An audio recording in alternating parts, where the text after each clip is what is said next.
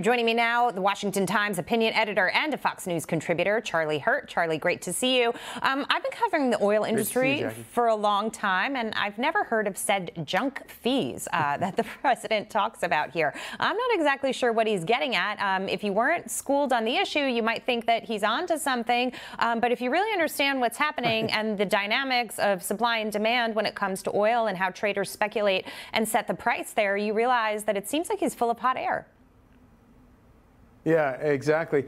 And I don't have your experience covering the energy industry, but I do have experience covering politics, and I know desperation in a politician when I see it. This is everything he's talking about here, junk fees, going after companies. All of this is pure desperation.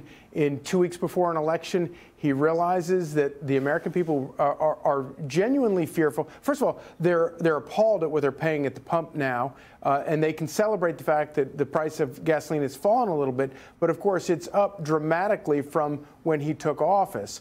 But there's this real fear among people that we could be looking at gas lines. You're already talking about home heating oil being rationed. You could be looking at gas lines, which we haven't seen in many decades in this country.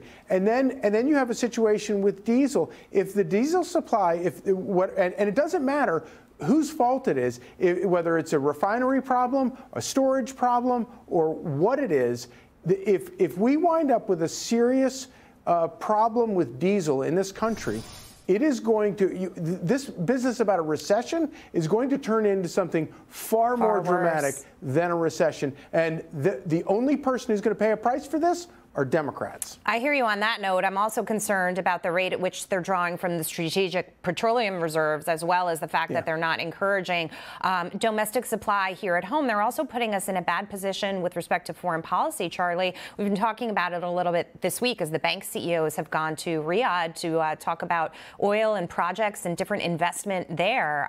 They've been very vocal about the fact that this country is not on track with respect to its energy policy, and the Saudis know it. Yeah, no, they absolutely know it, and the rest of the world knows it, and the rest of the world is taking advantage of it. The greatest thing for the world is also happens to be the greatest thing for America, and that is a strong, energy-independent America. That is the way. That's the best way for America to look after our interests. It's also the best way for America to project safety and order in the world, if that's what we're about doing. And the idea that you have this administration that is so determined to destroy our energy independence, so much so that Joe Biden has to go to the Saudis, has to go to OPEC and beg for more oil right before an election. It is absolutely baffling to me. And by the way, let's also not forget the most important thing about all of this, what we're seeing right now is the stated purpose, the stated objective of the Democrat Party's policies when it comes to energy. Yeah. They want high gas prices. They say it every day. They want us to stop using fossil fuels. I don't know why they're not, well, I do know why they're not embracing it, because they're now realizing 2 weeks before election, they're going to get destroyed because the American people are not on board with this. Yeah, and the irony here, the mayor of Michigan adding a gas line in its home after pushing for citywide electrification. So it just gives you a sense of the hypocrisy that we're dealing with as well. But I'm going to leave that point there for a moment because I only have a little more time with you, and I have to get to this. Hillary Clinton claiming that she's kept up at night, worrying about Republicans' plans to steal the 2024 election. Take a listen to this, Charlie. I know we're all focused on the 2022 midterm elections, and they are incredibly important.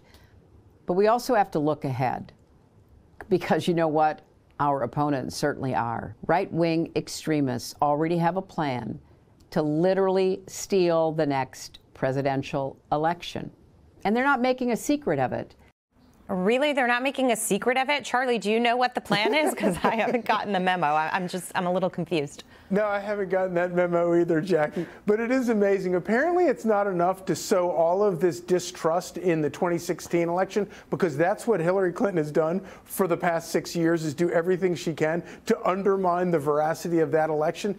It's now incumbent upon her to sow doubts about future elections as well. Look, This is all about making money. She's started this new group, or she's part of this new group. They need to make money. Yeah. Horror, as we know around Halloween, horror sells. Good stories don't sell. So she's spinning these horror tales because it's the best way to make money. We've got a shot of her book. So she spins a narrative and then she writes a book, calls it What Happened. I guess she's planning to do that again. Yep. Charlie. Yeah.